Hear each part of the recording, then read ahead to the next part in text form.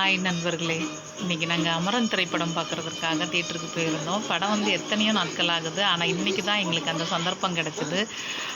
அந்த படத்தில் நடித்த எஸ்கே சாரும் சாய் பல்லவி அவர்களும் அதில் நடிச்சிருக்கிறாங்கன்னு சொல்லக்கூடாது, வாழ்ந்திருக்காங்கன்னு தான் சொல்லணும். மற்ற கதாபாத்திரங்களும் கூட, அனைத்து கதாபாத்திரங்களும் அந்த கதையோடு ஒன்றி வாழ்ந்திருக்கிறாங்க. அதைத்தான் நம்ம சொல்லணும். அவங்க பெற்றோர்களும் சரி, சக நடிகர்களும் சரி, அந்த கதையோடு அமரன் திரைப்படத்தில் இராணுவ வீரர்களாக பங்கேற்ற அனைவரும் கதையோடு வாழ்ந்திருக்கிறார்கள். அதை மறுக்கவும் முடியாது, மாற்றவும் முடியாது. ஏன்னா இந்த படத்தை பார்த்த ஒவ்வொருவரும் கடைசி நேரத்தில் ஒரு சொட்டு கண்ணீர் வடிக்காமல் யாரும் வெளியில் வந்திருக்க முடியாது.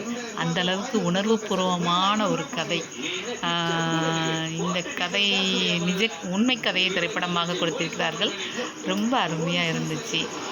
அச்சமில்லை அச்சமில்லை அச்சம் என்பதில்லையே, உச்சி மீது வான் இடிந்து வீழ்கின்ற போதிலும் அச்சமில்லை அச்சமில்லை அச்சம் என்பதில்லையே என்ற பாரதியின் கூற்றுக்கேற்ப திரைப்படம் அமைந்திருந்தது.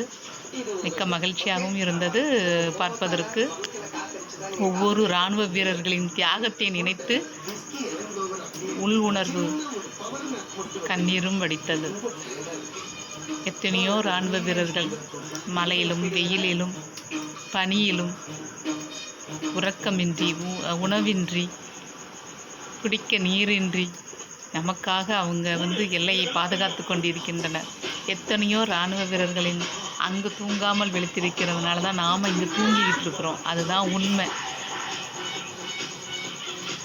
திரைப்படம் மறக்க முடியாத ஒரு உணர்வுபூர்வமான ஒரு விஷயத்தை வெளிப்படுத்தியிருக்கிறது.